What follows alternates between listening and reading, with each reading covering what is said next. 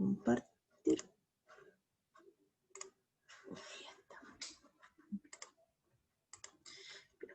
Nos habíamos quedado aquí esencialmente los organizadores como algunas técnicas para iniciar, y vamos a hablar algo de las modalidades discursivas.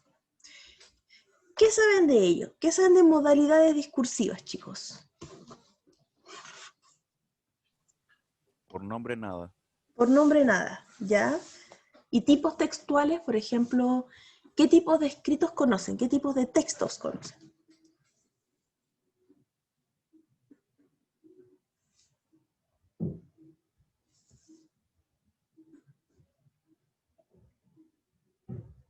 ¿No? Bueno, vamos a ver acá. Bueno, estos son simples, ¿eh? Son los tipos de exposición, descripción, narración, argumentación. Los vamos a ver, vamos a ver los detalles en general, pero a futuro obviamente nosotros nos vamos a tener que focalizar en lo que es expositivo, argumentativo esencialmente. Bien, me sale como un fringe. Exposición. La idea es, tal como dice, exponer, presentar, dejar ahí en la palestra una temática. ¿Qué tipo vamos a encontrar dentro de lo expositivo, lo divulgativo y lo especializado? ¿Eso qué quiere decir? ¿Qué quiere decir que un texto sea divulgativo? Como sale ahí, que va a un receptor que no es especializado en la temática, que no tiene idea, por lo tanto, para ello, nosotros, al momento de escribir, tenemos que nivelar nuestro lenguaje y llevarlo a uno que sí maneje. Por ejemplo, no sé, de repente aquí yo me pongo a hablar exclusivamente, en vez de palabras, ¿no? Es que el signo lingüístico y la huella mental a través de repercusiones fonéticas y me pongo a hablar, no sé, de cadenas de morfema, el lexema, y me pongo demasiado técnica. Al final no voy a cometer mi intención, mi objetivo, no lo voy a lograr. Así que cuando sea divulgativo, siempre ahí tener en mente, si bien no podemos dejar de lado la objetividad y la utilización de ciertos términos técnicos, no por ello, cuando tiene esta intención de un público general, tenemos que hacer el lenguaje muy, muy complejo. Para eso sería ya un texto especializado, es decir, sabemos que nuestro receptor va a ser un sujeto que conoce de la materia. Por lo mismo, ahí podemos dejarnos llevar con los tecnicismos. Utiliza el orden y el desarrollo progresivo, estructuras claras. Vamos a elegir distintas estructuras nosotros para ordenar el texto. Esto se ve bien, por ejemplo, cuando les hablaba de el esquema de llaves, ahí uno va viendo qué estructura le va a dar. La analizante, la idea principal, si el texto es breve, estamos hablando de textos breves en estos casos, en donde yo, en mi introducción, digo, este es mi tema, de esto se va a desarrollar y listo. La sintetizante, es como uno va dando ideas, va dando pistas, características, y al final aquí tienen todas las piezas del rompecabezas, y ahora que lo armamos, ese era el tema. Por lo tanto, por esto es importante tal cosa. Se usa mucho en la argumentación, en todo caso, la estructura sintetizante. Encuadrada, ahí, introducción, desarrollo, conclusión, esa es otra estructura, la clásica, y la paralela. ¿Cuál va a ser la paralela? ¿Estoy grabando? Ah, sí, estoy grabando. Una idea, un desarrollo. Es como una especie de enumeración. Se parece un poco a las estructuras de los párrafos de contraste, pero bueno, ese es otro tema, aquí no te lo mostrar. Pero la paralela es, tengo muchos temas que tratar, por lo tanto no va a ser un único tema principal, por ejemplo, cuando tenemos esta progresión temática del hipertema, que lo vamos a ver más adelante, que es un tema muy amplio que se subdivide en temas más pequeños, y estos temas a su vez tienen esas ideas específicas. Entonces, para no confundirnos y no usar una melcocha, primero una idea, trato esa idea. Segunda idea, las ideas particulares de eso. Y lo importante son los elementos cohesionantes. ¿Qué quiere decir eso?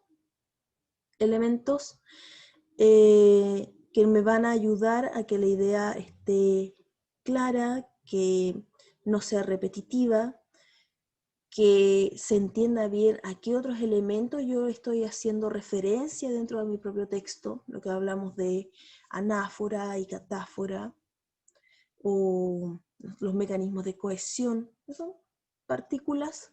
Cuando, por ejemplo, utilizar, ¿cómo es? Con base a, en base a, o en base de. ¿Cómo creen que es correcto? Esa típica, con base en las ideas de, pues en base a las ideas de. ¿Cuál es la expresión? O otra que es más común. Desde, no, ¿cómo era? Bajo mi punto de vista. ¿Es correcta esa frase?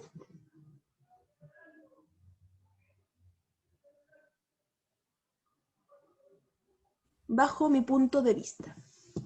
¿Es correcta, No, sí o no? no, ¿Por qué? porque ya se está hablando de un punto de vista, no sé, estoy diciendo cosas al azar. ¿Ya? Bueno, y tiene relación con el tema de los conectores, en este caso la preposición en específico que está siendo mal utilizada. Es un solecismo, es un vicio idiomático. Y es bastante común cuando nosotros estamos usando algunos conectores. Lo he visto mucho cuando tienen que usar algunos pronombres, por ejemplo, el cual, que muchas veces se usa para todo. El cual, el cual, el cual. Y eso puede generar algunas confusiones, porque bajo, ¿sí? No puede ser bajo el punto de vista de alguien porque mi punto de vista por debajo no veo, así de simple. Entonces tiene que ser desde un punto de vista, desde una ubicación determinada. Pero son, como digo, son errores. O lo mismo el con base a. No puedo, porque la base se supone que está bajo mío. Por lo tanto, yo estoy sobre la base o en la base. Pero no estoy no la estoy acompañando, no está a mi lado. Pues pequeña diferencia con el uso de las preposiciones que a veces no manejamos y que hacen nuestro texto, si bien no necesariamente confuso, mal estructurado y no cumplen con las características de la rigurosidad de un texto académico. Son detalles. Me dice, persigue la claridad, vocabulario monosémico. ¿Qué creen que es lo sémico? ¿A qué creen que se refiere esa palabra? A ver, vamos a ir a nuestros participantes. A ver, Felipe, ya que entró tan alegre. Felipe. Vergara, por si acaso. Por si hay más de un Felipe, no me he fijado. ¿Qué cree que significa? Ah, sí, sí hay más de un Felipe. Felipe Vergara. Dígame, profesora. Dígame. ¿Qué cree que significa monosémico? Verdad no sabría decirle. ¿Algún No. otro que se le ocurra así como quién puede ser? No hay respuestas erradas, obviamente no son términos quizás conocidos. Un lenguaje que sea sin modismo y que sea entendible para todo público que sepa hablar español. Ya, sí, puede ser. Que todo público que sepa hablar español. Por ahí va, por ahí va. ¿Por qué? Significa mono, ¿qué es mono? Es como monosílabo, una sílaba. Monosémico es uno. ¿Uno qué? Un significado. La sémica tiene relación con los significados de las palabras. ¿Qué quiere decir esto? Que no podemos estar usando palabras que puedan tener un segundo significado o que sean ambiguas, que sea denotativo. Nuevamente, esto está la diferencia entre lo denotativo y lo connotativo. Lo denotativo es el significado que si uno va al diccionario y lo encuentra. Es eso, punto. El connotativo, que se da más en la narración, por ejemplo, es subjetivo. Es el significado que le podemos dar desde una perspectiva personal, como las figuras literarias o los eufemismos. O sea, cuando alguien pone huevos, entre comillas se venden huevos, entre comillas, la comilla ya nos indica que ese huevo no significa un huevito, significa que es otra cosa. Podría ser como un eufemismo, decir, acá se venden drogas, pero vamos a decir que estamos vendiendo huevos. El que entiende, entiende. Denotativo entonces es su significado literal. Y monosémico que tenga un significado, no que pueda tener demasiados. Y como bien dice Felipe, para que lo entiendan todos. Es decir, prácticamente tiene que ver con la utilización del español estándar. Ese español que puede entender un venezolano, un cubano, un puertorriqueño, un argentino, un chileno, que es de lo mismo. Predominio de la coordinación y la yuxtaposición. Bueno, eso en relación a la estructura de las oraciones. Oraciones que se van sumando a través de los conectores y además, y los párrafos cortos, no muy extensos, por lo mismo por la claridad. ¿Qué pasa con los párrafos largos? Es demasiada información. Es demasiada información y de repente si no tenemos un buen manejo todavía de cómo estructurar una idea, va a ser confuso y vamos a empezar a meter demasiadas ideas principales. Ahí vamos a ver cuál es la estructura de un párrafo. Entonces, ¿cómo va a ser también objetivo? Porque el expositivo y los argumentativos son los que vamos a utilizar dentro de lo que es académico, de lo que es la entrega de información, el análisis, tiene que ser objetivo. Para eso, predominio de la función referencial. ¿Qué va a ser la función referencial? Si nosotros nos vamos ahí al colegio y nos enseñaban función, cuando nos enseñaban los elementos de la comunicación, era emisor, receptor, mensaje. ¿Se acuerdan de eso? Sí, profe. Sí, gracias. Uno se acuerda, el resto algún día sabremos. Bueno, teníamos eso, entonces teníamos la función emotiva, la función fática, la función apelativa, la función metalingüística, y entre esas estaba la función referencial. ¿Qué quiere decir eso? Que hace referencia a un objeto externo. ¿De qué se está hablando? El uso de la tercera persona. Igual, cuando no estamos muy acostumbrados a escribir, y uno se da cuenta porque el informe lo escriben desde el yo. Yo creo, yo pienso, a mí me parece que esto es importante, y ahí pierde todo ese sentido de objetividad que se estaba tratando de lograr, porque por mucho que la información provenga de fuentes externas, al colocar un yo ya no es una información que ha sido analizada, que ha sido experimentada y que se basa en la realidad, sino pasa por ese tamiz de el yo creo, según mi perspectiva, según... Está, obviamente que está, pero al momento de leerse se pierde, ¿no? O sea, se lee como subjetivo. Oraciones impersonales, pasivas reflejas, no vamos a entrar en eso de lo que es pasivo o oraciones pasivas y activas, porque ¿para qué? Lo vamos a ver si más en la práctica, cuando ahí la idea yo les vaya corrigiendo, diciendo, mira, esto hay que mejorar, esta frase por tal cosa, pero no vamos a entrar en términos tan lingüísticos. Predominio de oraciones enunciativas, que tiene relación con esto de la función referencial, de decir algo, de señalar objetos, a eso va, a enunciar. Tal autor dijo tal cosa. El concepto este se utiliza en tal campo. Enuncio, digo. Uso frecuente del presente indicativo, adjetivos especificativos, como quiero ser claro, quiero establecer bien de qué estoy hablando, entonces los adjetivos en este caso van a ser esenciales, pero especificativos, no adjetivos que me sirvan a mí para hermosear el objeto, sino que es para definirlo quizás de otros, para separarlo.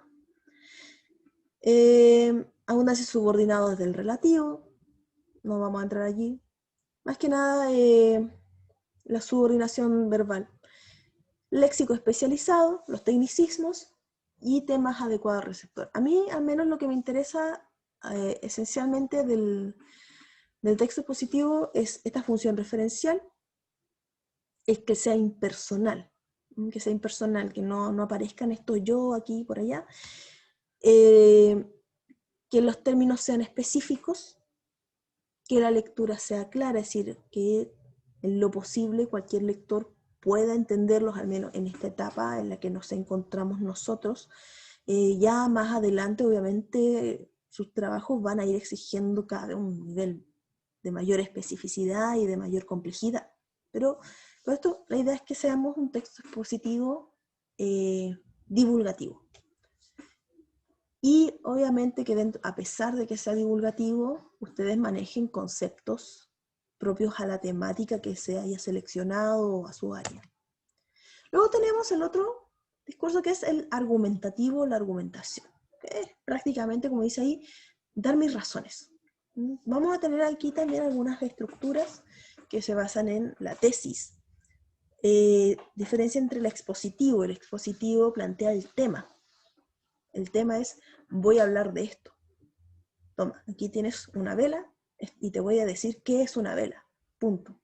El argumentativo es, sí, voy a hablar de la vela, pero te voy a decir por qué es importante, por ejemplo, dejar de comprar velas. ¿Por qué las velas generan un daño al medio ambiente? Entonces, ¿cuál es mi postura? Y eso lo voy a tener que entrar a defender.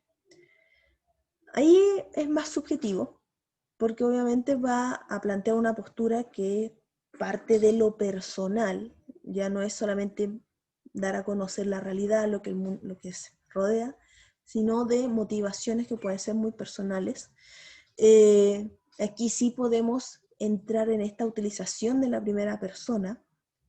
Ahora, no pensemos, aprovechando así un pequeño paréntesis, que los textos están tan separados, ya decir que un texto va a ser siempre netamente expositivo, netamente argumentativo.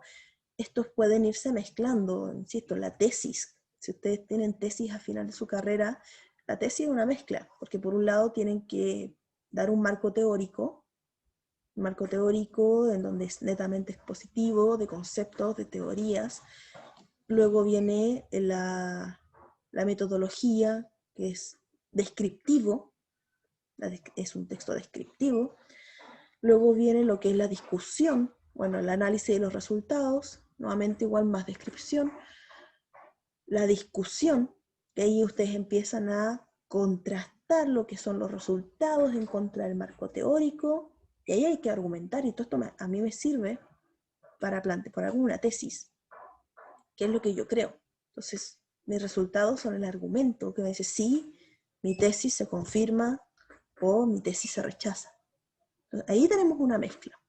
Hoy vamos a encontrar unos textos que sean puros, pero dificilísimos, ¿sí? Que sean 100% expositivos, 100% argumentativos. ¿Cómo lo vamos a dividir entonces?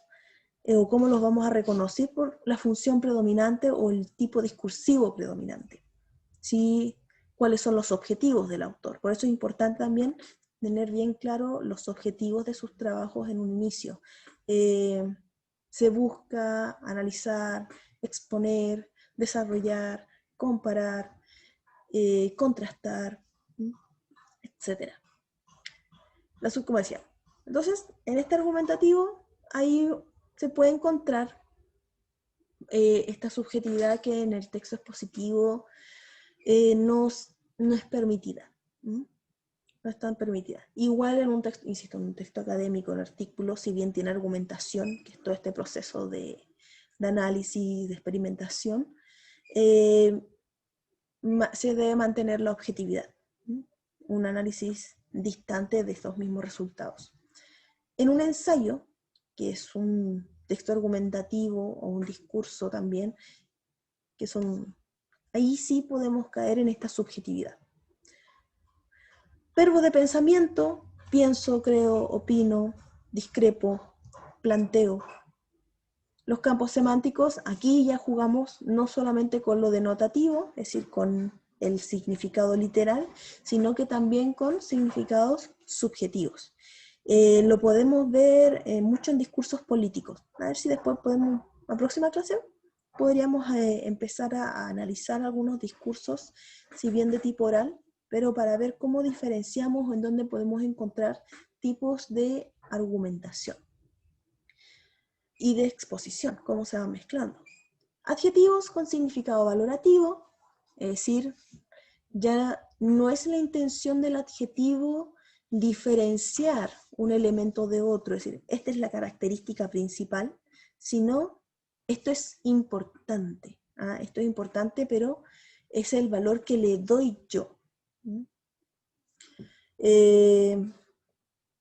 No sé, es bueno, es lindo, es amable, cosas cuando queremos vender ahí. ¿Por qué tiene que contratar a una persona? Porque tengo tales características que me dan valor. No porque me hacen necesariamente distinto. No porque me especifiquen a mí como Pedrito Fuentes. No. Sino porque esto me da valor como Pedrito Fuentes. Oraciones exclamativas, bueno, no son necesarias, pero podemos encontrarlas. Ya la función apelativa, eso de llamar al otro, un recurso, insisto, más retórico, no en un texto expositivo o en un texto científico no es imposible, pero es difícil, al menos si estamos hablando de artículos que parten de una investigación, ¿no? Ahora, si estamos hablando de un libro de enseñanza, uno perfectamente se puede encontrar con esos recursos para hacerlo más llamativo al lector, para que se sienta como una especie de vínculo entre lo que el lector está leyendo con la información. Pero no es tan plausible. Recursos literarios, como decía, la interrogación retórica, eso de ¿y tú qué crees? ¿Te ha pasado tal cosa? La ironía. Vocativo: hola lector, ¿cómo estás? O tú que me escuchas, insisto, en un discurso. Y los imperativos, dar órdenes. Por eso tenemos que dejar de hacer tal cosa. Cuando uno llega como a las conclusiones, sobre todo en los textos argumentativos, nos encontramos con esos imperativos y nos mandan, ahora, deja de fumar. Hay que dejar de fumar porque. Hay que dejar de hacer tal cosa porque. Debemos cambiar nuestras opiniones o nuestra mentalidad respecto a algo. Se nos pide, el argumentativo apunta hacia un cambio de actitud o de percepción de las cosas. El expositivo no necesariamente. Por ejemplo, el tema del aborto. El tema del aborto. Entre ustedes mismos pueden tener opiniones variopintas en relación a ese tema, pero el texto expositivo, ¿qué es lo que haría? Por ejemplo, si tuviesen que escribir desde la exposición sobre el aborto, ¿qué podrían decir?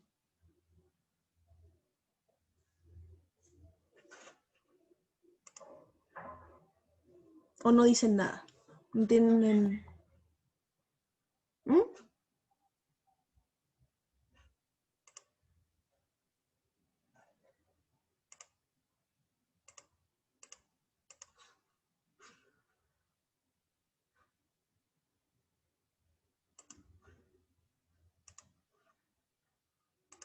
A ver, ¿quién está?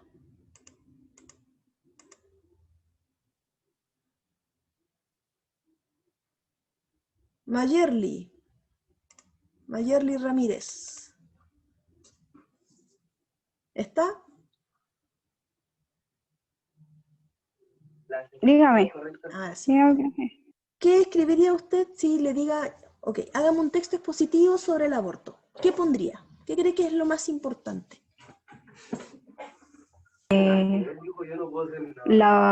Como la opinión sobre lo que yo pienso. Ya, pero expositivo, no argumentativo, expositivo.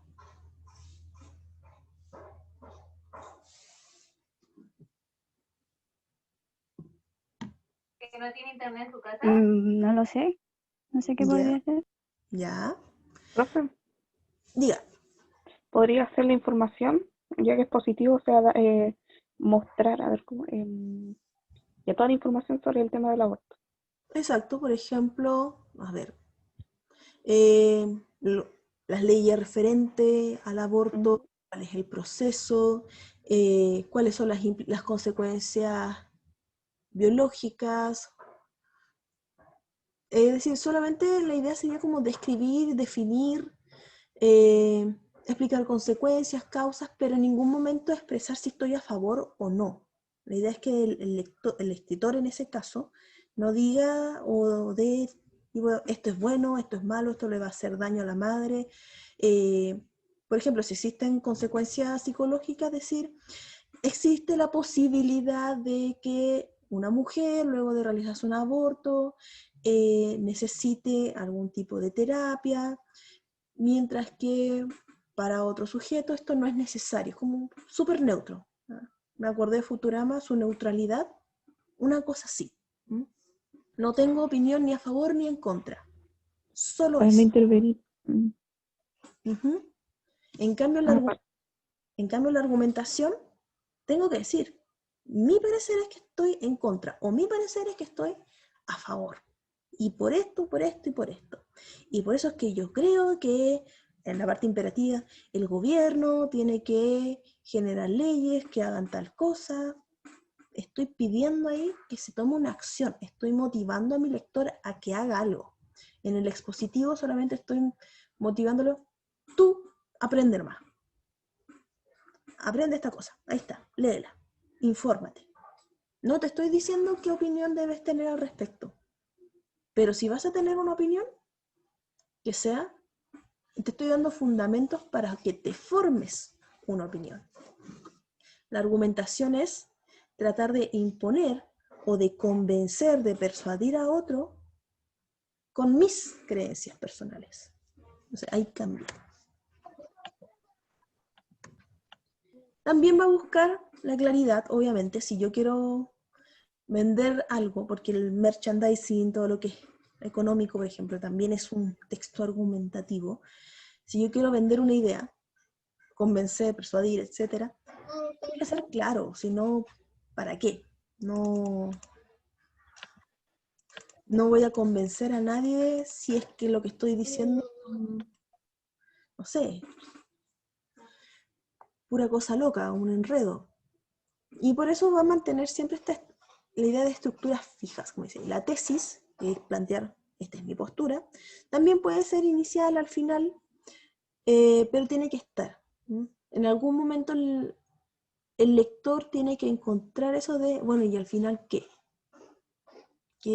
¿Cuál es la idea que se está defendiendo en esta situación? Los argumentos, aquí tenemos los argumentos que se plantean, que es la aceptación generalizada, es decir, podemos caer en las falacias, en este caso, tener harto cuidado con esto de aceptación generalizada, porque una cosa es el ad populum. No sé si se acuerdan de las falacias, hay varias, y es súper común verlas en discusiones en redes sociales.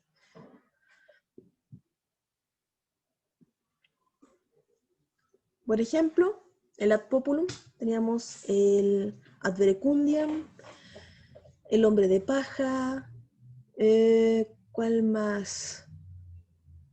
Ad populum, verecundiam, el hombre de paja. Ay, se me olvidaron otras. Bueno, si ustedes se acuerdan, me las dejan ahí en el chat, porfa. Pero son un montón, en todo caso. Envenenar el pozo, ad hominem, ¿cuál era el otro?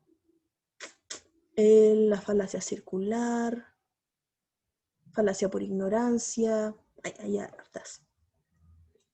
La idea es no caer en eso en una argumentación, ¿Mm? Sería bueno dejarles ahí, les voy a dejar un documento con las falacias al menos. No sé si alcancemos a verlas, sería bonito, sería bueno, porque de repente podemos caer en eso. En este caso, la aceptación generalizada, como les decía, podemos caer en el ad populum, es decir, lo popular, es decir, todo el mundo lo hace, todo el mundo compra esta marca, todo el mundo va a esta tienda, todo el mundo sigue esta costumbre, que eso es un ad populum. Y la aceptación generalizada tiene relación con más el sentido común, ¿sí? Es decir, si vas a Roma, haz lo que en Roma hacen porque ese es el sentido común, no es porque esté malo o no porque genere críticas, sino porque está bien así. ¿Sí? Es lo correcto de hacer, es una costumbre ya aceptada. Igual, insisto, es compleja esa. La autoridad, una autoridad en la materia, porque si no vamos a caer en el ad verecundiam, que podemos decir, no sé, es que a veces pasa, sobre todo en estos tiempos de crisis sanitarias, y que veo mucho con señoras y señores del Face, me incluyo, o sea, me incluyo como señora ya del Face, la vejez, que de repente empiezan a compartir, no sé, curas, pociones mágicas, cosas raras, y uno me pregunta, ya, pero ¿de dónde sacó esta información? Y dicen, no, es que en el matinal lo dijeron, o es que es doctor, ya, y el doctor lo dijo, ok, pero ¿qué tipo de doctor es? Es cirujano estético. Y si es cirujano estético, ¿por qué está dando consejos para temas, no sé, el tema del COVID? Si bien es doctor, no es su área. Entonces, ahí tenemos un problema de autoridad, de ad verecundiam, una falacia, por autoridad. Si vamos a ocuparlo, tiene que ser una persona especializada, ¿m? Siempre. Razonamiento lógico, obviamente. El razonamiento lógico tiene relación con los silogismos, es lo que planteó Aristóteles. La argumentación viene de mucho antes. Lo empiezan a esquematizar, pero Aristóteles recién lo empieza a esquematizar con los silogismos y tiene que ver con un pensamiento deductivo. Si todos hacen tal cosa, por lo tanto, un particular, y si un particular que está dentro de ese todos también hace tal cosa,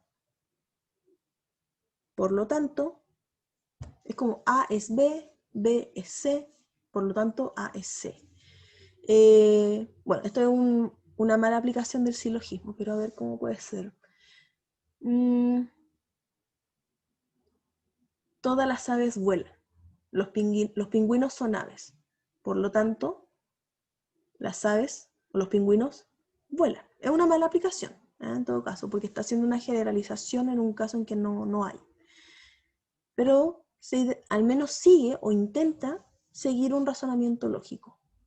Lo otro es, todos los hombres son mortales. Yo soy parte de la humanidad.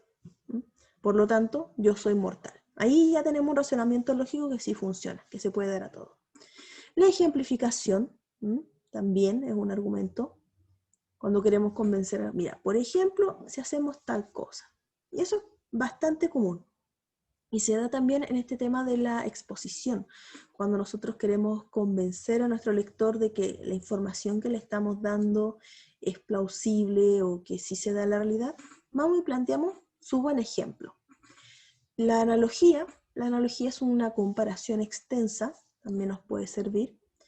Se ha hecho mucho y se hizo durante la campaña presidencial de hace unos años, la analogía del Chilezuela.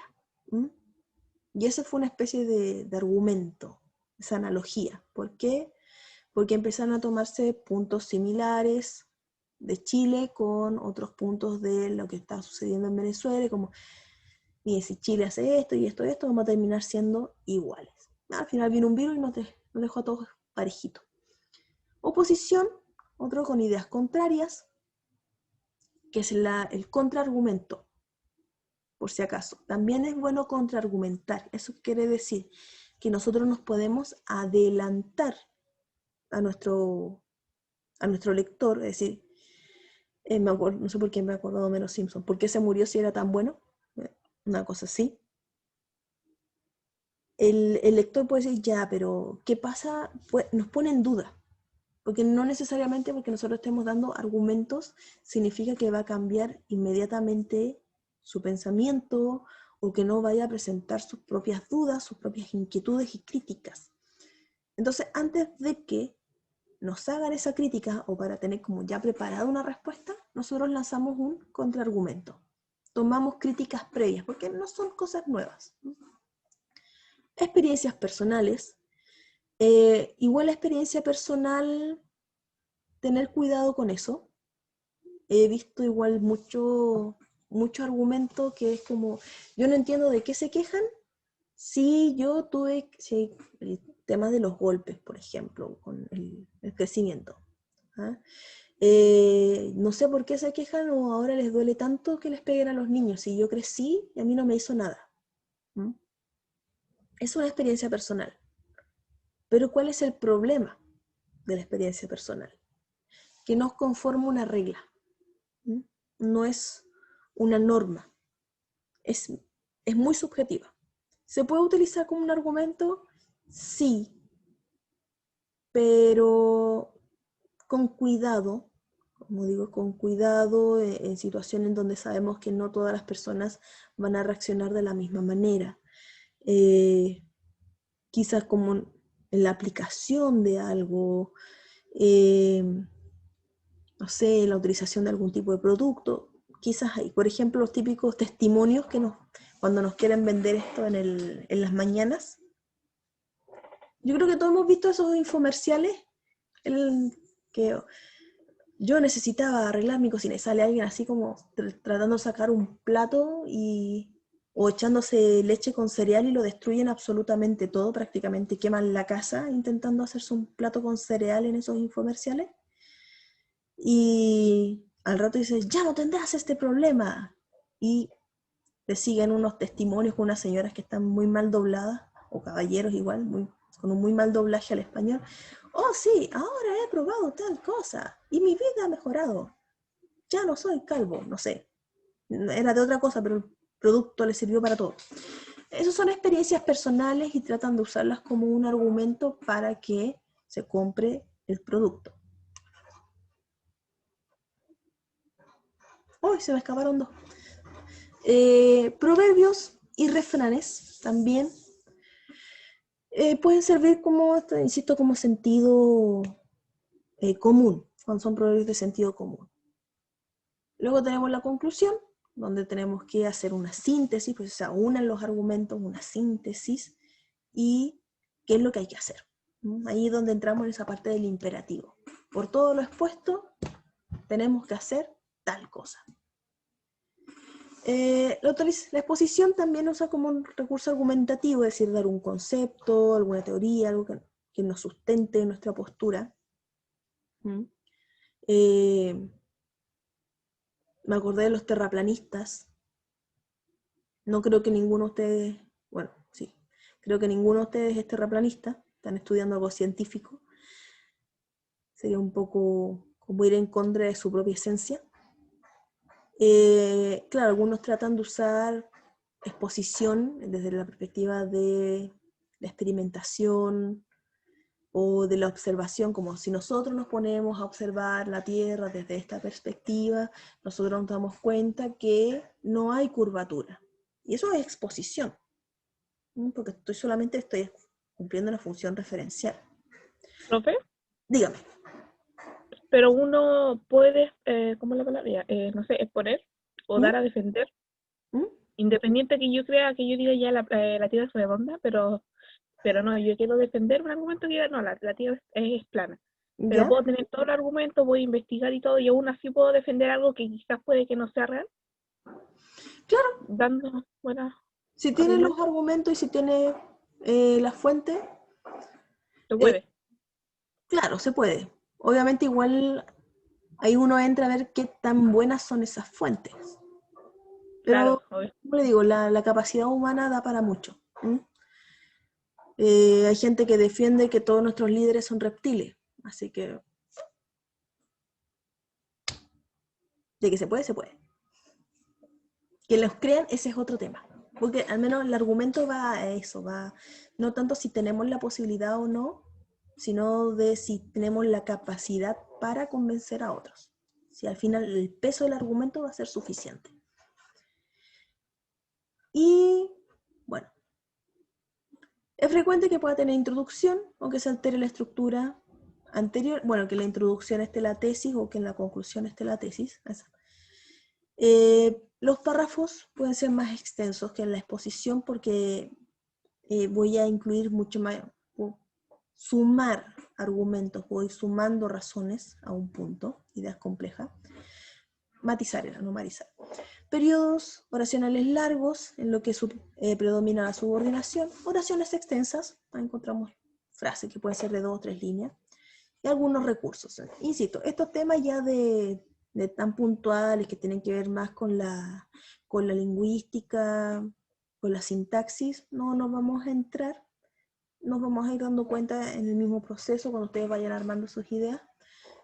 Pero a mí lo que me interesa es cómo si está la tesis, base, respaldo, garantía. Y que se entienda y se vea cuál es la intención, que esté claro cuál es la opinión y que los argumentos vayan a favor. Me interesan más los temas de coherencia y de cohesión. Luego tenemos lo que es descripción. La descripción, bueno, hay un montón, ahí tenemos el listado. Retrato, prosopografía, etopeya, autorretrato, topografía, depende de qué es lo que yo quiero describir.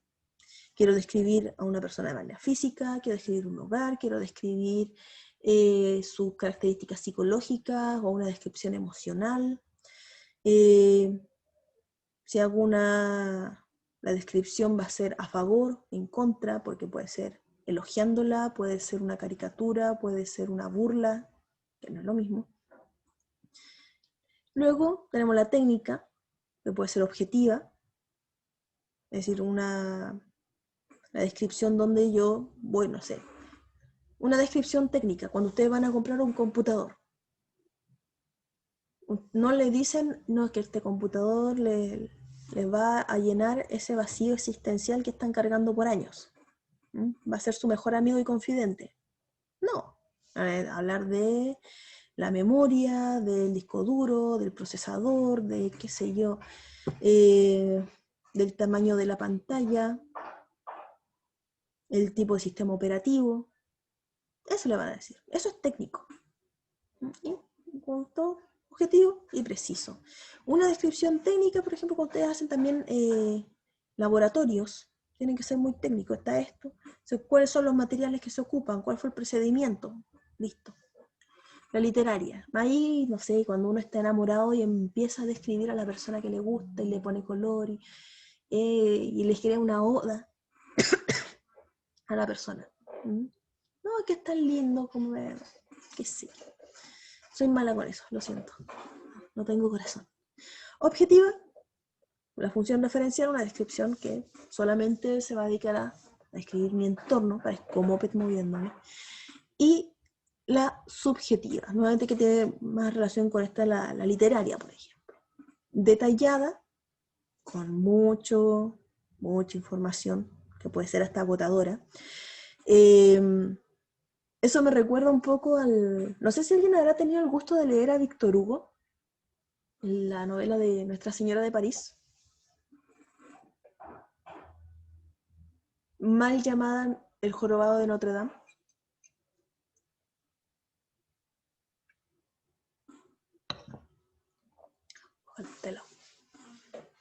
¿No?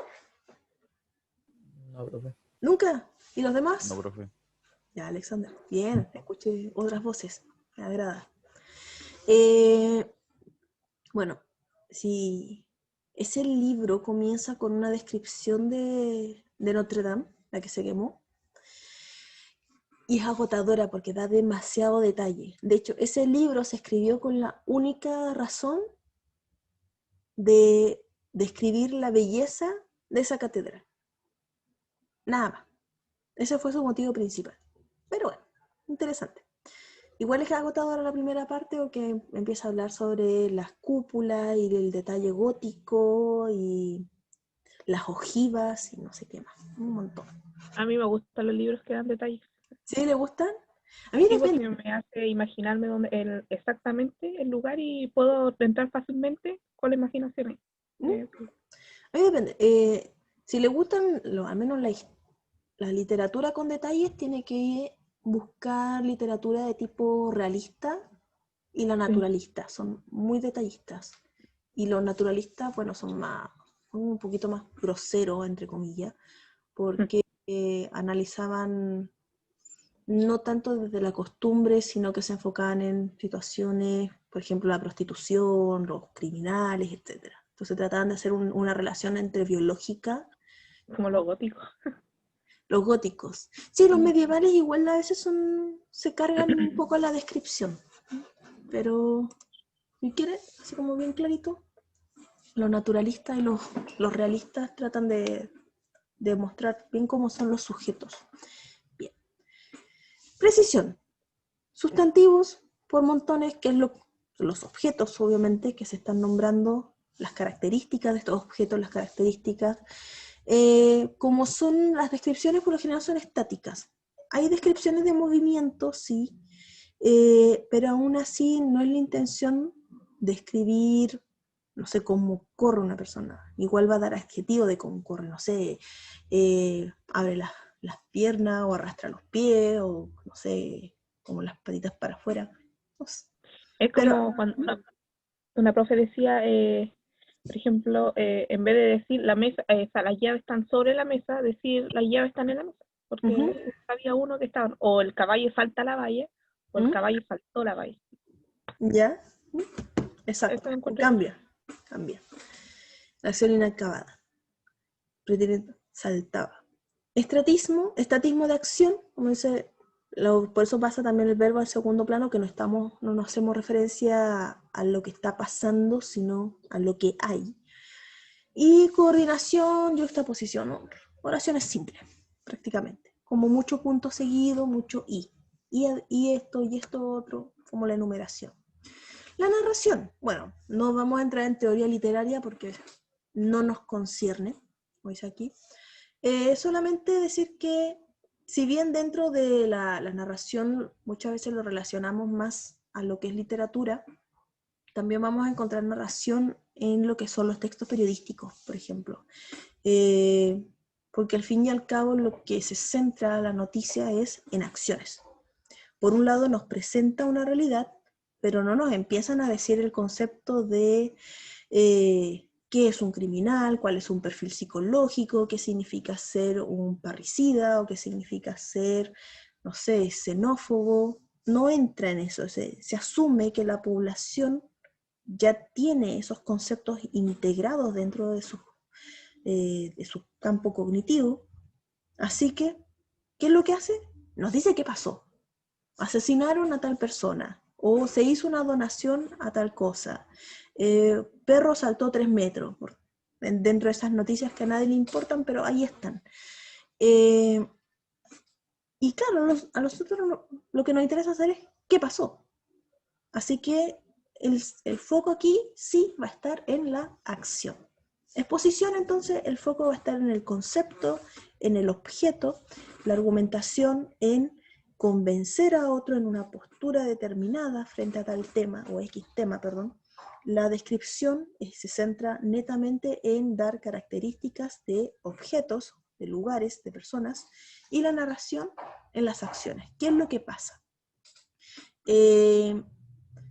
Por ejemplo, viéndolo desde la perspectiva de la noticia, vamos a tener protagonistas, bueno, las personas obviamente que están involucradas. Entonces vamos a tener como personajes, digámosles personajes, realmente son los quienes generan la acción. Se puede hacer entrevistas a testigos que pueden dar ahí sus relatos, sus testimonios. No hay un narrador, necesariamente, o sea, no como se le entiende dentro de la literatura, pero sí hay un periodista. Hay una responsabilidad, hay un ser real, el narrador es ficticio.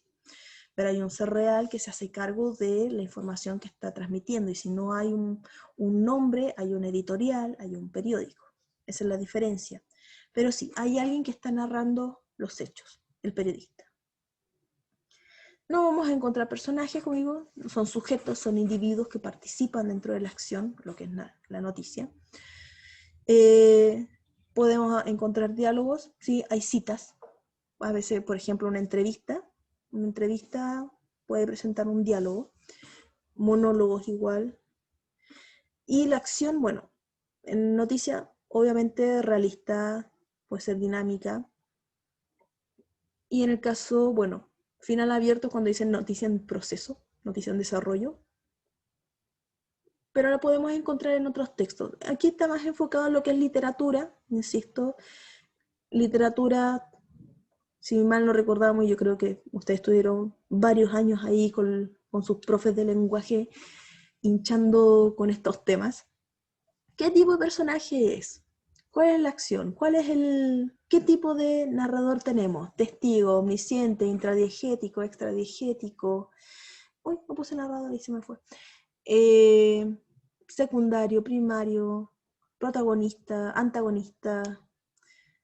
¿Qué más tenemos? Personajes, la acción, como dice ahí, realista, ficticia, el ambiente, el lugar, etc. El tiempo en que se generan las cosas. Como hablábamos recién de las novelas góticas, la novela barroca, la novela, bueno, no novela, pero teatro barroco. ¿Qué más? La literatura moderna, ¿en qué tiempo? ¿En 1920, en 1800? ¿Cómo va a estar organizado? Porque también acá dentro de la literatura tenemos que puede ser completamente desorganizado, porque no es lo mismo el relato que la fábula o la historia. Una cosa, no, la historia es la fábula, el relato es la intriga. Ahí está, se me va. ¿Qué quiere decir eso? Cuando empezamos en media res, la historia comienza por la mitad, o cuando empieza por el final, como el típico ejemplo, crónica de una muerte anunciada. Actualmente las obras comienzan... Es muy buena. Sí, es buenísimo. Me gusta. Lo encuentro mucho mejor El otoño del patriarca, eso sí. Lo prefiero. Nunca leí eso. ¿No? Yo prefiero El No. otoño del patriarca. Es un poco más denso, creo, porque no usa puntuación. Si no me equivoco, la otra vez estaba leyendo un pequeño artículo que hablaba de que tenía como 3 puntos aparte o algo así a lo largo de toda la novela. Pero es muy bueno. Es sobre un dictador. Entonces, en la narrativa, la literatura, siempre tiene eso que es mucho más loca y no se sujeta a las normas. Por eso podemos encontrar digresiones gramaticales, que se meten palabras por aquí, por allá, que de repente algo no tenga sentido. Por algo se pudo producir también todo lo que son las vanguardias literarias, etc. Y bueno, dentro de una historia, predominio de verbos, porque es acción, la narración es acción. Estructuras predicativas, nuevamente la acción, predico algo. Espacio temporal, siempre se nos va a estar estableciendo cuándo suceden las cosas, en dónde están pasando. Lo mismo temporales, local, aquí, allá, ayer, el otro mes, próximo año. Esos son marcadores temporales y locales. Por allá. Abundantes subordinados temporales y locales. Nuevamente, tema de tiempo. Bien, esos son los tipos textuales, esencialmente. Y como les decía, a mí lo que me interesa es que nos centremos esencialmente en lo que es expositivo, argumentativo. ¿Podemos incluir descripción? Sí, obviamente.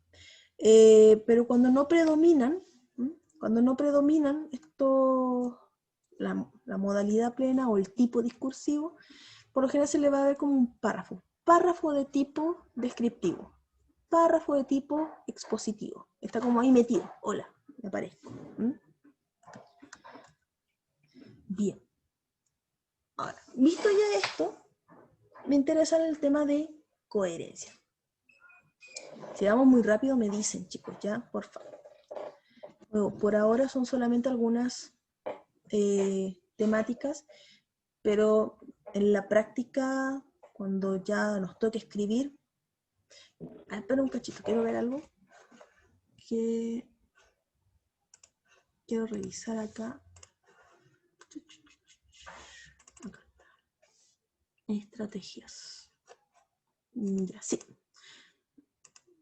Al final del semestre, idealmente, yo voy a dejar algunas clases libres, es decir, idealmente que ya no pasemos absolutamente nada de contenido para ver lo que es la última evaluación, que es la entrega de un informe. A mí que me interesa que nosotros aprovechemos esas clases y vayamos y ustedes vayan avanzando. Así que a través de un documento Drive, yo voy ahí juntándome con los alumnos, revisando, indicándoles todas estas situaciones que ahora estamos viendo como tan abstracto, tan lejano, pero ahí en la práctica, insisto, al momento de escribir, podemos ir ya dándonos cuenta de esos detalles.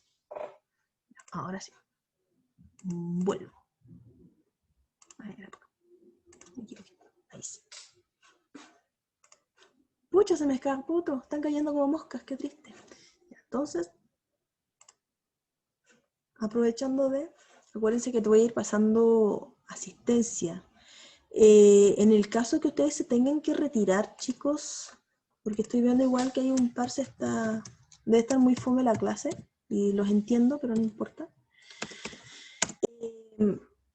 Avisen, ya para poder dejarlos en la lista. Si no, los voy a perder. Y si bien no es esencial, ustedes pueden faltar y todo lo que quieran, igual es bueno saber quiénes están asistiendo constantemente y quiénes no. A ver, ¿cómo va a pasar? Profe, Dígame.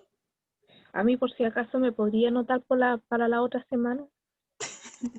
¿Cómo? Es que tengo que salir por temas médicos en la mañana y el problema es que yo no sé si voy a llegar justo a la hora o puede que me Ya. demore más, entonces... Bueno, yo la lista yo creo que la voy a estar pasando igual, como a la mitad o unos minutos antes. Ah, ya. Estamos a la mitad, así Ya. que no se preocupe. Voy a llegar un poquito tarde. Entonces. Sí, no se preocupe. Tengo una cena más, acá no cierro la sala por lo mismo. Entonces hoy tenemos tipos textuales. Ya va. Vamos a pasar lista.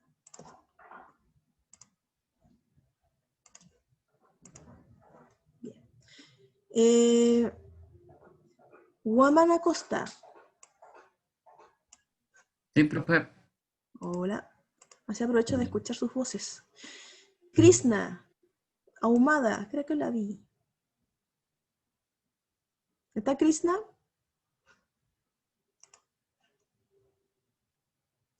Nayeli Arce.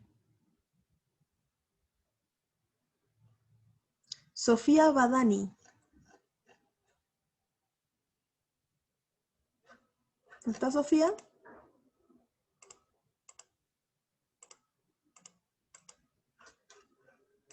No, ya, al agua entonces.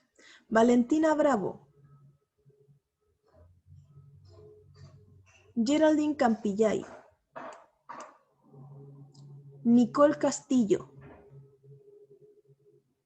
Francisca Fabrega. Doreli Fernández. Doreli Fernández.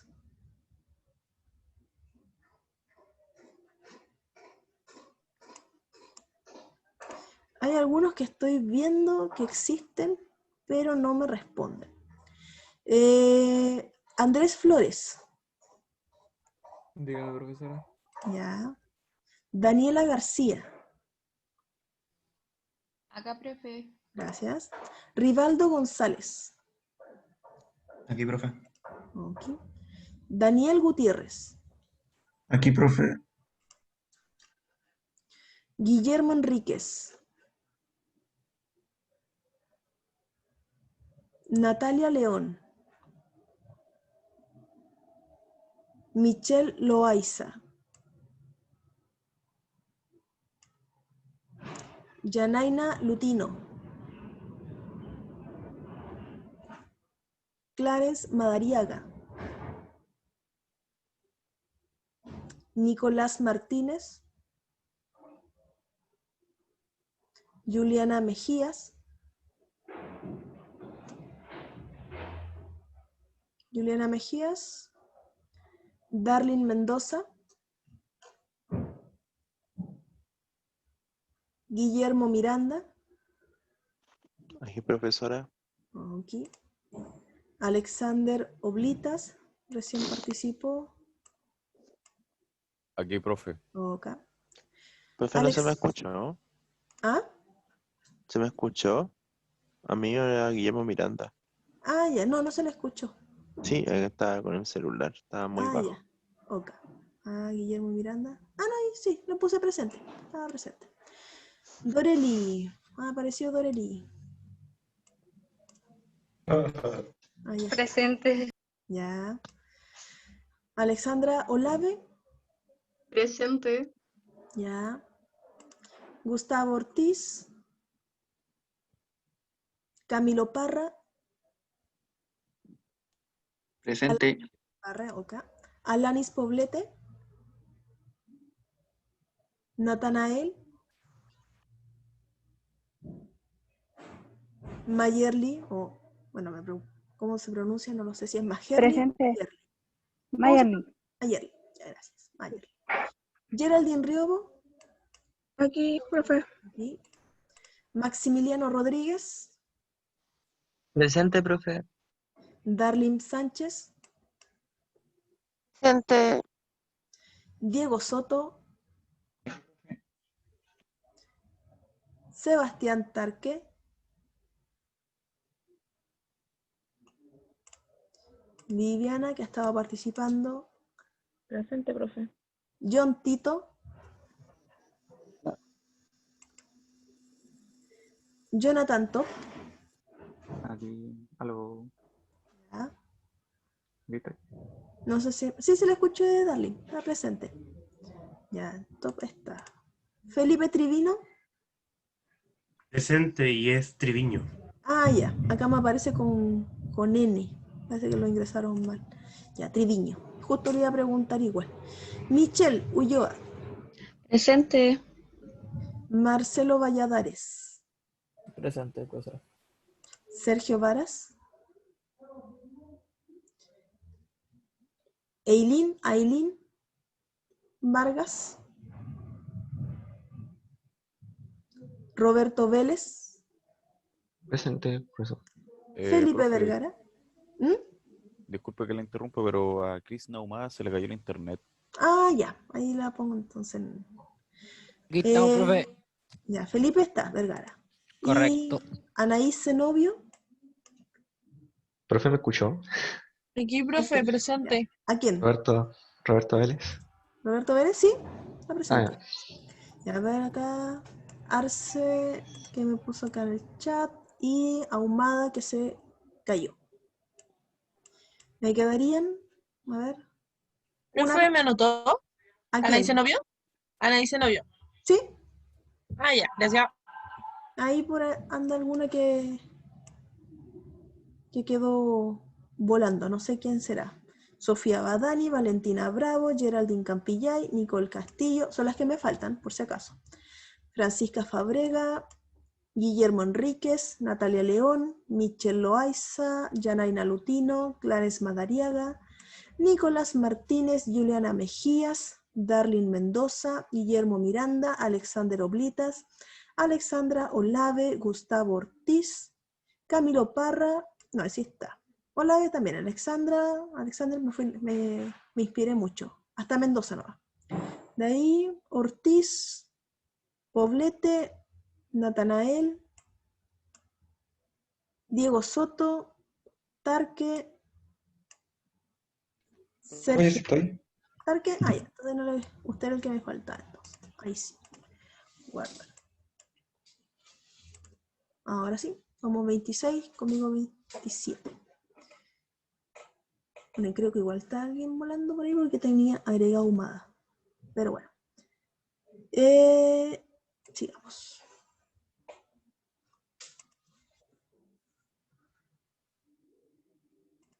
No sé qué se ve. Ahí está. Sigamos. Bueno, continuando. tenemos estos tipos discursivos, como les decía, pero sea en lo que sea que nosotros escribamos, vamos a necesitar coherencia. Ahí está, la Mejía. Ya voy a anotarla porque después la agrego.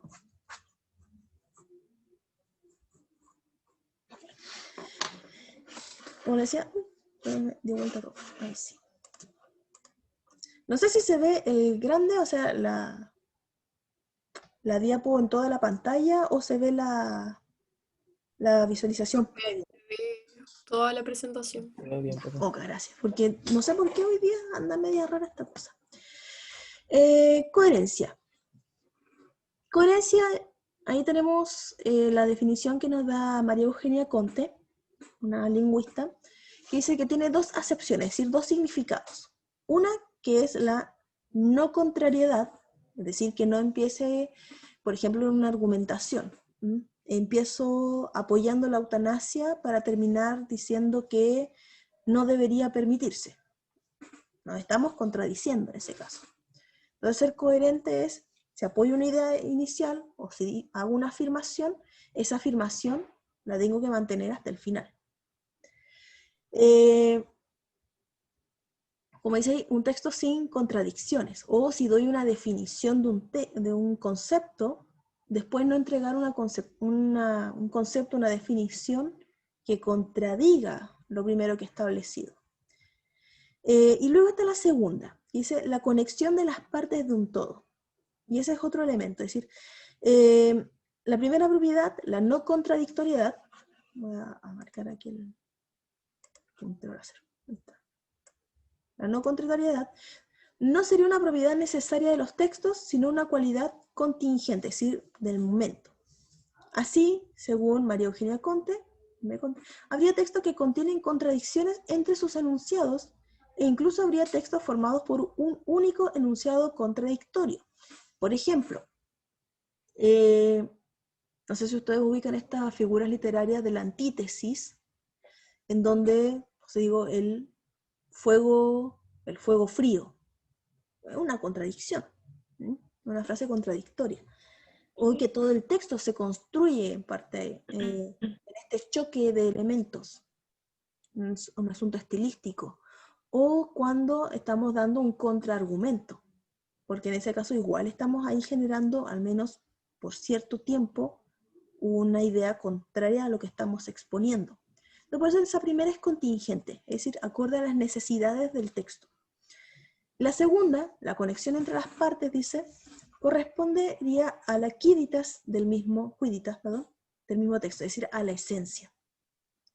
He visto, bueno, es más fácil explicarlo con el discurso oral. ¿Hay acá alguno que sea como muy disperso, o un profe que sea, de repente están dando una clase y empieza a hablar de su vida personal, aparte de mí? No, en serio, de repente me voy, así que por favor me atajan. ¿Pero les ha pasado eso, que están como en una clase y el tema se desvía? La profe Alicia. Pero sin La de nombre. física. ¿Para qué funan? No, Ya, ella pero misma nos dice que es dispersa. ya, lo reconoce. Pero sí, uno de repente ahí, y de repente los alumnos empiezan a hacer preguntas y uno dice, ya, tengo un ejemplo de mi vida. Uno saca ahí su ejemplo y de eso saca otro tema y otro tema y otro tema y se pierde la coherencia porque, no sé, al principio estábamos hablando de omelette y no sé por qué rayos terminamos hablando sobre si existe vida en otros planetas. No hay una necesaria coherencia y un salto temático. Y eso ahí nos genera problemas y tenemos un texto incoherente. O el discurso ese de las personas que tienen problemas ya psiquiátricos, que a veces uno va, bueno, cuando se podía andar más libremente, uno sale y escucha a estas personas que hablan solas y que hablan un tema y después cambian a otro. Y en los textos se da esta falta de cohesión. Insisto, de ahí vamos a ver un texto que para mí me genera a todos, bueno, cada vez que lo he presentado, sobre todo el último párrafo, es un dolor de cabeza para los estudiantes. De hecho, sus compañeros del año previo lo tuvieron que corregir y sí, fue dificultoso. Fue dificultoso porque es un texto que presenta demasiadas incoherencias en el uso de conectores. Por ejemplo, no sé, un texto, un párrafo empieza diciendo a causa de lo anterior o debido a esto es que nosotros tenemos, y empieza a hablar de una consecuencia que no tiene ninguna relación con el párrafo previo porque jamás se estableció la causa. No sé, ayer una señora me miró feo y estoy tranquila, y después ya es por eso que tenemos que establecer la pena de muerte. Como, güey, ¿por qué? ¿Porque me miraron feo? ¿Qué relación tiene eso? Y eso ahí es un texto incoherente. Cuando hacemos esos saltos nos vamos, dejamos una idea ahí sin terminar y avanzamos rápidamente a la otra. Suele pasar en estos textos que escribimos rápido, insisto, muchas veces estas faltas de coherencia no es un problema generalizado, no es un problema así que yo haya observado en estos años como profesora universitaria, pero se puede dar en partículas o en secciones del texto en donde uno dice, esto no tiene sentido, o usted está planteando una idea al principio del párrafo, para después abandonarla completamente. No hay un cierre y empieza a hablar de otra cosa, se distrae. Entonces, eso sí necesitamos. Si voy a hablar de A, tengo que terminar mi párrafo hablando, o mi texto en general, hablando de ese A. Condiciones. Que cada una de las secuencias del discurso sea interpretable como perteneciente al mismo tema. Es decir, ya. Vamos a hablar de gatos. ¿Esta parte del párrafo habla de gatos? Sí, habla de gatos. Aquí está hablando de comida. Pero es comida para gatos. Así que sigue siendo parte de la temática. Seguimos ahí. Las digresiones sean señaladas como digresiones por una marca distintiva, ¿verdad? Es como redundante de digresión. ¿Qué quiere decir eso? Cuando hago un cambio de tema, o como cuando quiero meter, hay algo entre medio que si no lo aviso, puede descolocar a mi lector. Es como, ¿para qué me dice esto? ¿Qué tiene que ver? Entonces, ahí tenemos dos ejemplos. El uno, Juan es amigo de Fernando y Fernando vino a casa ayer. Entonces, ahí tenemos que, ¿por qué se está hablando de Juan o de Fernando? Hay un vínculo. Estamos hablando de gente que se conoce. Ahí tenemos que se interpreta que pertenecen al mismo tema, en este caso, porque el tema es un grupo de conocidos. O qué hacen un grupo de conocidos. Y luego dice, por cierto, ayer fue un día lluvioso. Si yo de repente digo, Juan es amigo de Fernando, Fernando vino a casa ayer fue un día lluvioso, ahí tenemos un salto de tema. ¿Qué tiene que ver que el día de ayer haya sido lluvioso, nublado, soleado, con que haya venido una persona a la casa?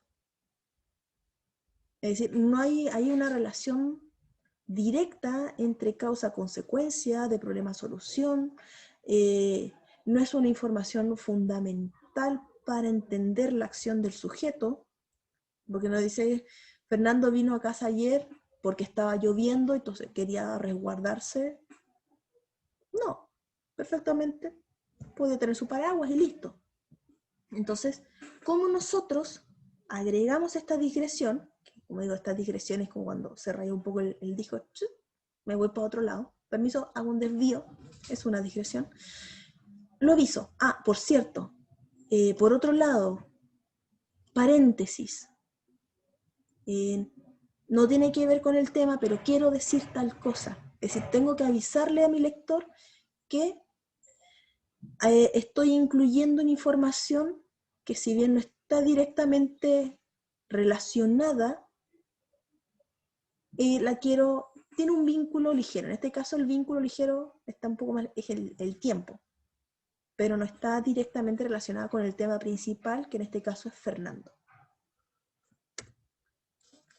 Luego, hay que añadir 3 elementos más. lo que ya nos decía Comte, que es la no contradicción. Tampoco la idea es, si bien es contingente, tampoco la idea es que todo el texto se esté contradiciendo a cada rato, sobre todo si estamos hablando de textos de tipo argumentativo o expositivos. Que no hayan saltos lógicos entre las secuencias. Lo que les decía recién, de repente poner un párrafo de consecuencia sin que haya una causa, o un problema y no dar una solución. Entonces, imaginen, nos planteamos... ¿Diga? ¿Sabe qué cosa se parece a ese tipo de salto? Y la verdad yo lo encuentro muy confuso. El libro 100 años de sol hace muchos saltos, tanto como futuro como para retroceder. Pero nunca, al final yo nunca entendí mucho cuando retrocedía y solamente explicaban ya, todos tenían el mismo nombre, todos eran de la misma familia. Y no. Sí, el problema ahí son los nombres esencialmente y los saltos temporales que tiene. Pero más que salto temático, Sí, y es un salto temporal. Que es complicadito de leer esa novela. Sí. Pero no necesariamente es lógico, porque el lógico tiene que ver con como de causa o de vínculo entre una cosa y otra. Porque ya después cuando uno ordena la novela, como que, ya, esto se relaciona con esto tiene vínculo con lo otro. No es como que él le dio la gana nomás poner. Así como, ok, voy a dejar la historia de los buen días hasta acá, ahora voy a empezar a hablar de los Pérez y nunca más tomé los buen días. Eso sí sería un salto lógico importante. Y lo otro es que ordenemos por subtemas, porque como nosotros nos estamos enfocando en expositivo argumentativo, tiene que ver con lo que les decía ayer de tener claro las estructuras. Sobre todo lo que es la estructura del esquema de llaves, que nos puede servir mucho en este tema de los subtemas. Y tema principal, ahora, ¿qué es lo que voy a decir? Esto es lo que voy a decir de mi tema. Punto 1, punto 2, punto 3. Después empezar a ver, ya, pero esto va antes, o esto es más general, esto es específico, esto es una consecuencia de lo anterior. Y ahí poder ir jugando con ese orden, cosa de que no se lea desordenado. Que a veces me ha pasado cuando me ha tocado revisar algunas tesis, no de la UTA, de otro lado, y claro, de repente los alumnos tenían buena información, pero no era coherente por lo mismo, porque empezaban hablando de un tema muy específico, y después, cuando ya iba terminando el marco teórico, recién me entregaban el concepto, y era como, calmado, primero el concepto, primero dile a tu lector de qué estás hablando. Que no sé. ¿Anaís? ¿O se le escapó el micrófono? No, disculpe, creo que el micrófono se prendió solo. Allá. Ahí tenemos un ejemplo de donde hay un salto, ¿no?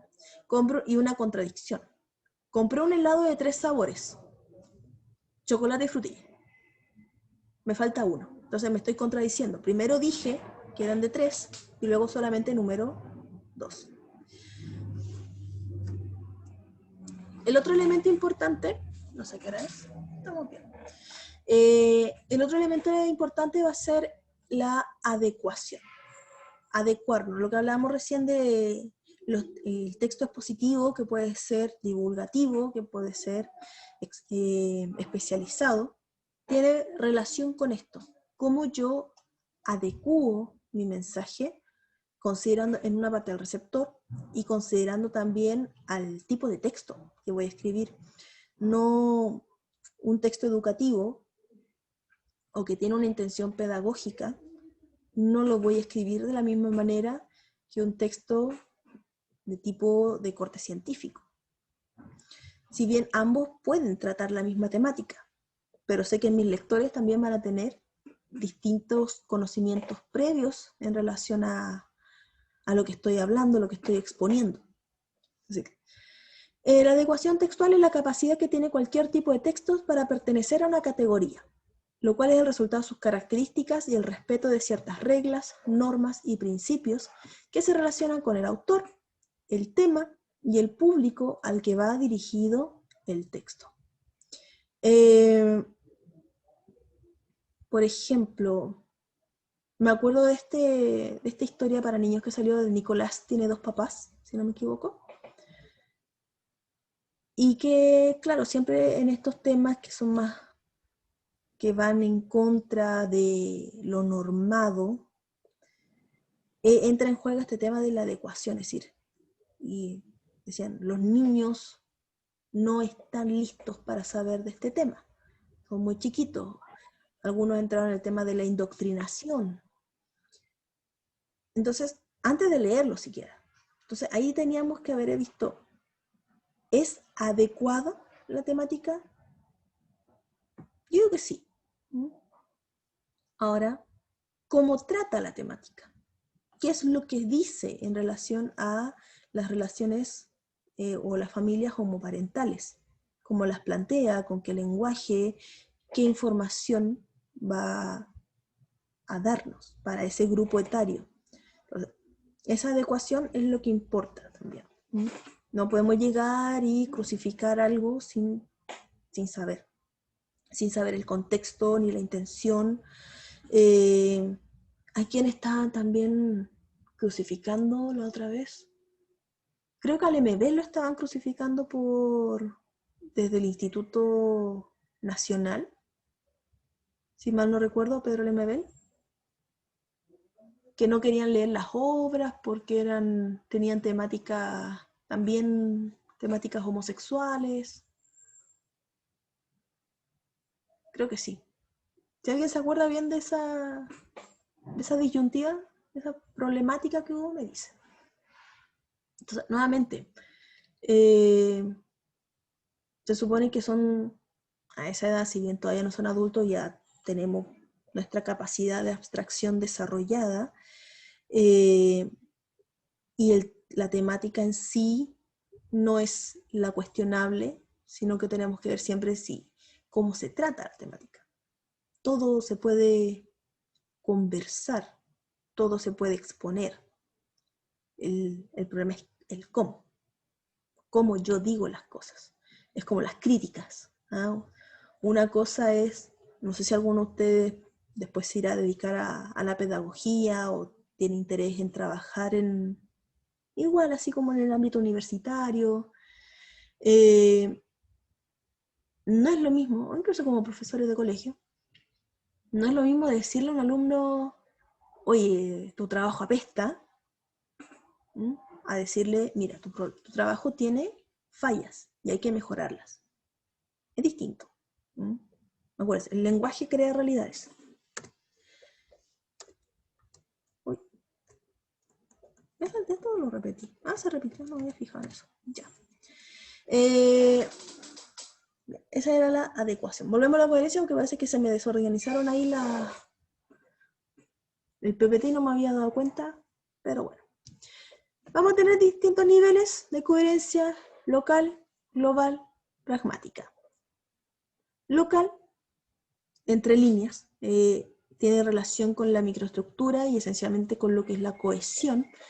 Es que una oración tenga sentido con la siguiente, no andar pegando cosas a cualquier lado. Global, a la relación de la macroestructura y la superestructura. ¿Qué es la superestructura? Es el esqueleto. Por ejemplo, como yo abro un libro y sé si es una tesis, si es un artículo, si es una novela, un cuento, sin necesidad de leerlo. ¿Ya? Ahora, la macroestructura tiene relación con los párrafos.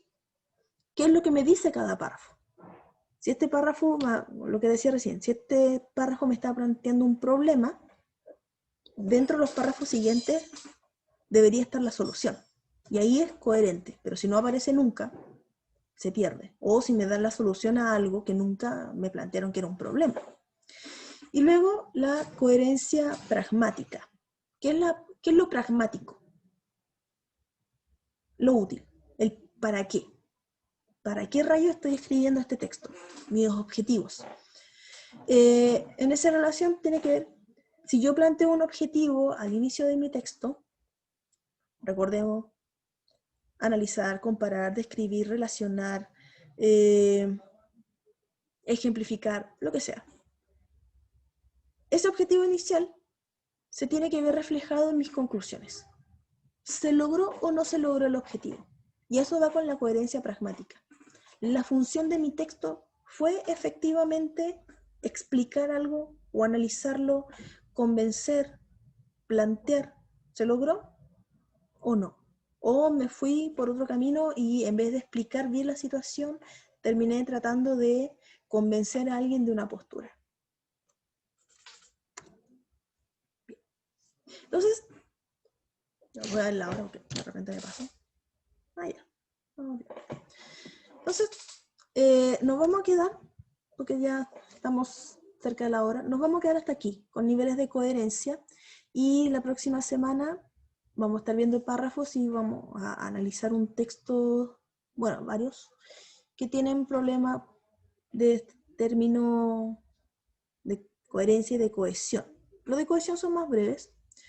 El de coherencia vamos a analizar el que les da dolor de cabeza a mis alumnos por lo general, y vamos a ver cómo ustedes descubren o qué problemas se encuentran, pero quiero que cuando leamos ese texto, ustedes me digan, sí, mire, creo que esta parte no tiene nada que ver con la otra, o este párrafo no tiene ningún sentido, esta palabra está mal utilizada. Quiero que sean detallistas, ¿ya? No quiero el término exacto. No me interesa si no saben decir no, acá hay una incongruencia de tipo, hay una mala utilización de, ¿cómo se llama?, del artículo, del pronombre, acá no hay una secuencia expositiva clara. No me interesa, pero que me digan, o sea, que esta palabra está rara, esta frase no tiene sentido con la anterior, no se conecta este párrafo con el otro, una cosa así. ¿Ya, chicos? Entonces, quedamos hasta acá. Que tengan un bonito resto de semana y nos estamos viendo el próximo... ¿Cuándo nos vemos? El lunes. Nos vemos el lunes. Ya, profe, gracias. Ya, profe.